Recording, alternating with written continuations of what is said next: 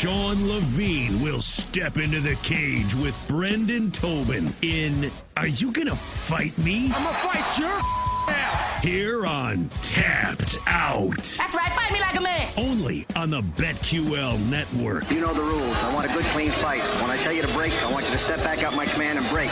Now go back to the corner and come out fighting at the bell. Along with the number one contender, Brendan Tobin, I am the reigning, current, defending, undisputed champion. It's called You Gonna Fight Me. We're gonna fight each other right now. BT, you gonna fight me if I say, I'm gonna remember Tony Ferguson. By the way, the only reason I'm bringing up Tony Ferguson is because we thought he was gonna fight Conor McGregor. Turns out Conor McGregor is gonna fight Michael Chandler. So I don't know what's next for Tony. Are you gonna fight me if I say, I'm gonna remember the guy that lost to Nate and got kicked in the face by Chandler and knocked out by Beneil Dariush and Oliveira and Gaethje, then the guy that was on that 11-fight winning streak and had the 5 missed fights with Khabib. Like, the end has been so abrupt and obvious for Tony that's the guy I'm going to remember. You going to fight me? Yeah, dude. Like, you're Mr. Johnny, what have you done for me lately when it comes to fighters? That's right. Oh, that's right. This is how his career ended. What a bum. Tony Ferguson at one point was arguably the best lightweight on the planet. It's a crime we never got to see him versus Khabib when they were both at the peak of their powers. A lot of that not his fault, by the way. None of it really his fault. Some guy had a cable wire there, and Khabib couldn't miss weight. So, I mean, I think if I'm gonna remember Tony, I'm gonna remember definitely one of those unorthodox dudes ever in the cage, and a guy who had a lot of bad breaks. I'm definitely not. Even the start of the fall was weird because remember his the pandemic pushed back his fight, and he ended up doing a weight cut for no reason, and then did 2 weight cuts in like 3 weeks. Maybe that was a bad choice by him. So I just feel like I'm always gonna remember him as one of the most unorthodox dudes to ever step inside the cage. A little bit of a loose cannon outside the cage personality-wise, and just a guy who had a lot of bad luck, not a guy who was a bum.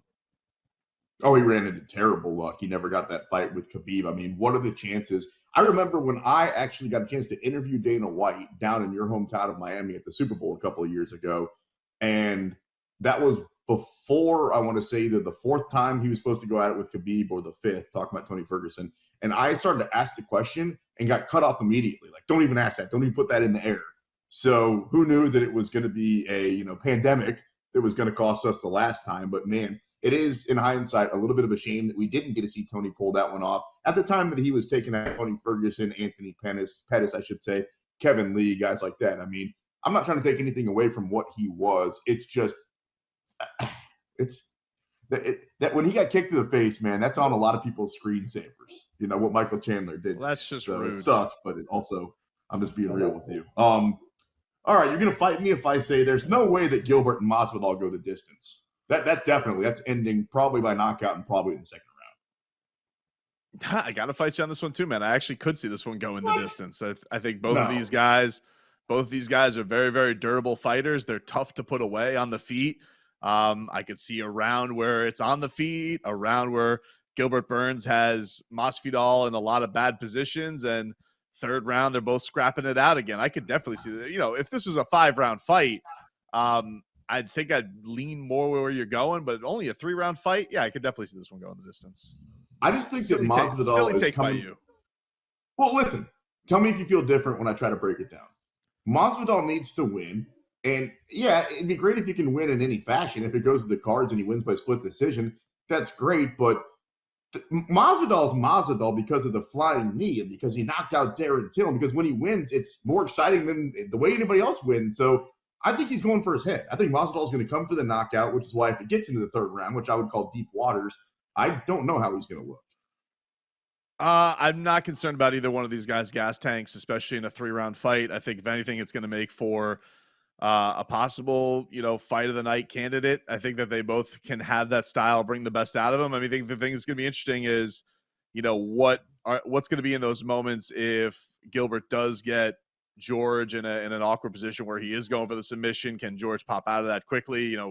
Think back to his Damian Maia fight. He was able to make a lot of those exchanges when Damian wasn't on his back, but he was on his back too much to really, get the win, even though it was never really close to getting a submission. It was a nuisance for him. So he really has to avoid that. But if he can, I do think that Gilbert's going to go into this with a thought that I need to also make a statement. And I think that's going to make for a really fun fight. If you can get out of your Masvidal bubble for just a second, bud, are you surprised that the odds are so heavily favored for Gilbert Burns? Like when he fought Neil Magny, well, yeah, that's Neil Magny. I mean, the guy's lost 4 out of his last 5 fights. I guess now that I say that out loud, so is Jorge Masvidal. So maybe that's about right. I'm surprised they're as lopsided as they are. I feel like I think we're putting too much distance between them, and I think that we are putting too much on Masvidal losing to the 2 best welterweights on the planet. I think that's the thing that I find surprising. This is typically a sport where we give guys credit for fighting the best, and I feel like George has been penalized a lot more for losing to Kamaru Usman and Colby Covington. I think maybe it's because there was just so much trash talk between him and Colby Covington, and that really wasn't a close fight. Colby dominated it, so maybe that's that's why it has to do with it. But it's not gonna be the same fight like that. These aren't similar type fighters. Like Gilbert, is not just a pure wrestler. Now he did look, if he goes and fights him like he did Stephen Wonderboy Thompson and can execute that, okay. But I don't quite think it's not quite like that when it's George fish out of water when it goes up against a grappler. And I think that there's going to be these moments where we are going to have some standing and banging. I think it's going to make for a really fun fight. Yeah, I don't see the odds the same way that you do. Right now, Gilbert Burns is a -325. Masvidal, you can get almost 4-1. He's a +375. That'll probably go down by fight night because of his popularity. People are going to go with their money to the window for game bread. But I think it's more of a pro Gilbert Burns thing. Like, probably because he looked so good against Hamzat. That was a guy, that guy was supposed to be a monster that just ate up everybody. And Gilbert, I mean, people were arguing that he was winning the fight for a while. So I think that's what it is. I think it's more pro Burns, less anti-Masvidal, if that makes sense. Tapped out here on the BetQL network, Brendan Tobin, Sean Levine, talk a little fighting with you here on BetQL. Cody Garbrandt is coming back, and he's fighting Trevin Jones at UFC 285. You're going to fight me if I say Cody's done. Like, Cody's chin, and I love Cody Garbrandt. Let me say that for the record. Like, Cody's come up was so quick, and then that fight that he had versus Dominic Cruz, just great card, great night. I remember where I was. That being said, that was like 5 years ago, 6 years ago, bro. Cody's done. You going to fight me? No, I'm not going to fight you. I mean, you look, he's lost, 5 out of his last 6. That's 4 right. of those fights have been finished, being knocked out within the first 2 rounds. 3 of them were first-round knockout losses. Yeah, he gets finished. He gets finished quick. That knockout of the year candidate against Rafael Sunsao was 3 years ago. The best that he ever looked against Dominic Cruz, we're talking 7 years ago. That's 7 years ago. Time. Oh, no. That's a long, long time, dude. So, no, I don't disagree with you. I think that it's tough sledding for Cody.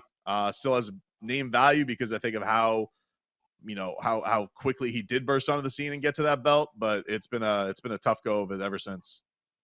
DC Daniel Cormier said earlier this week that Colby Covington, he's about to step into no man's land if he doesn't get back into the octagon. You're going to fight me if I say I completely disagree. I think that, Colby hasn't been in the cage since 272, so we're talking about, 10, 11 months, however long ago that was. It doesn't feel that long with Colby, and it also feels like there's no reason to take a Neil Magny type fight for him, right? Like, at this point, he's taken care of all those guys. He's proven himself. I don't think he's going to fight for the belt right away because he's gotten a chance at Usman a couple of times. But I'm not fighting anybody if I'm Colby that's outside like the top 3 or 4 right now. No, I won't fight you on that. I get where DC's coming from just because it'd be nice to know where he does want his career to end up, because I do think there's other people that can swoop in and get that title shot. I think like his good friend who sucker punched him outside of a restaurant, who he's currently suing. George could pop right back in there if he beats Gilbert Burns. Gilbert Burns could pop right in there, and Gilbert's been wanting to fight Colby Covington, so maybe if Gilbert beats George, maybe that leads to a Covington fight. We've all been kind of dying to see Hamzat versus Colby, so he's not a guy that doesn't have options.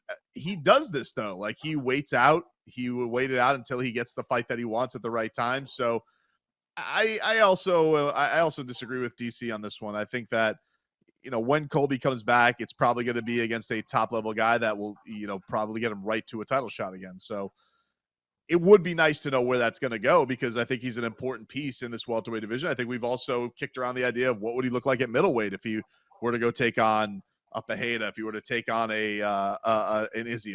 Is he too small for those guys, or is he a nightmare stylistically for those guys? So I'm very interested to see where Chaos goes. What if Masvidal goes out there and beats Burns? Would there be any shot that we would see a rematch? Like the next fight would be Masvidal versus Colby again? I mean, when I say a rematch, technically, I guess it would be the third time, because octagon, parking lot, and then this would be again in the octagon.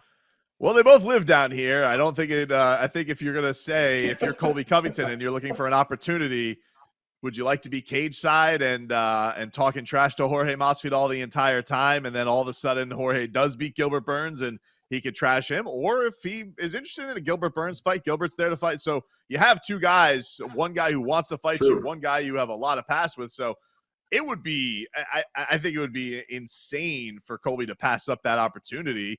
Man, if I was Colby, I'd want to be on that card, quite frankly. I think that adds even more of a dynamic if he's on that card with Jorge. And I just, who knows when he's going to come back? Who knows where he's at right now? Tonight we see Fedor for the last time in Bellator taking on Ryan Bader. You can get Fedor at about plus 250 right now for the last Emperor. You're going to fight me if I said if Dana wasn't so damn stubborn, we would have seen Fedor and we still would see Ngannou in the UFC for a long time.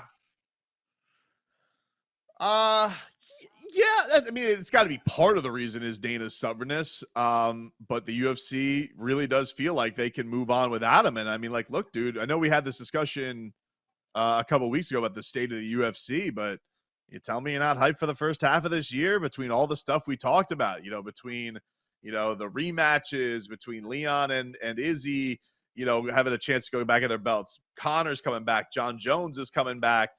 UFC's coming back to Miami. They did bribe me a little bit with that. I'm going to, be up front with you.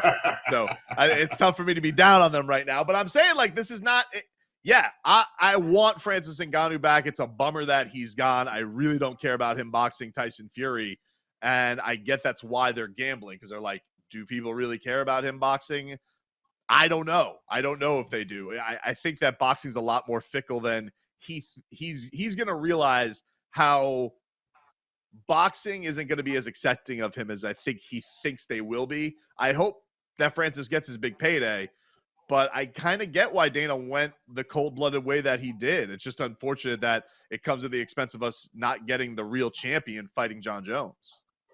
That was deep, man. I haven't had to go that deep in my brain since, I don't know why. At KU in college, I took a 600 level philosophy class one time, and my mind is still spinning. Brendan Tobin, Sports Machine Sean Levine, talking a little fighting here with you on the BetQL network. Speaking of boxing that I don't know if people care about or not, Jake Paul's going to go at it with Tommy Fury. I'll be watching, so I'll put some money on it, and I'm going to tell you right now it's going to happen. Jake Paul's going to knock his ass out. You going to fight me? Nah, I don't know how good Tommy Fury is. Stinks. I don't know that. I know you love, dude. I love Love Island because what's the show called? Love Island. Love Island, yeah, it's a really good show. Him and Molly May. Yeah, I know you just love a that match show, made in heaven. Have you watched the guy hit bags? I mean, he's not Tyson Fury. I'll say that. He's not. He's not Tyson Fury, even though he is handsome as hell. And really if you looked them both in a lineup, you would say, oh, well, obviously Tommy Fury is better. No, like he looks like that. He's had trouble making weight. He doesn't seem like he puts in the work that Tyson Fury does. So yeah, you're definitely living off of your half brother's name there. That's definitely a real thing. But I thought Jake said an interesting thing this week where he was talking about, it was actually today with the Connor news, when he goes, man, boxing could really learn something from MMA fans with how excited they are about having Connor back, even though he doesn't win. And we talked about this with Sean O'Connell a couple of weeks ago. I think Jake's going to realize, like, whenever he makes the leap to MMA, people are going to embrace that a lot more and give him a lot more credit than they ever will in boxing, because they're going to do, after he beats Tommy Fury, what we're doing. Tommy Fury's not very good. Go do it against somebody else. It's never going to, they're never going to be satisfied with him. He's always going to be looked upon as an outsider. Whereas if he makes the leap over to PFL, I think he's going to find a lot more fanfare than he would in boxing. if he wins, unless he goes in there and he's CM Punk and he looks absolutely awful and they're playing with him like food, then it's like, all right, well, maybe it was a little bit of a sideshow. Speaking of playing with food, we had on Alexander Volkanovski, the pound for pound king, and he was swimming with sharks. You're going to fight me if I say, I think we should do that. I don't know if that's something we can do like down in Miami if I come down and visit you or something, but I think we should swim with sharks. You going to fight me? Let's do it, dude. Get the scuba mask. Let's go find some tiger sharks and let's head on under the water. Cage or no cage? No cage. We got to go full Australian. Full Australian, dude. No, that just feels irresponsible. Coming up next, a guy that always has his ducks in a row. He is Eddie Law from Cage Side Press, and he joins us here. You're locked in to the BetQL Network.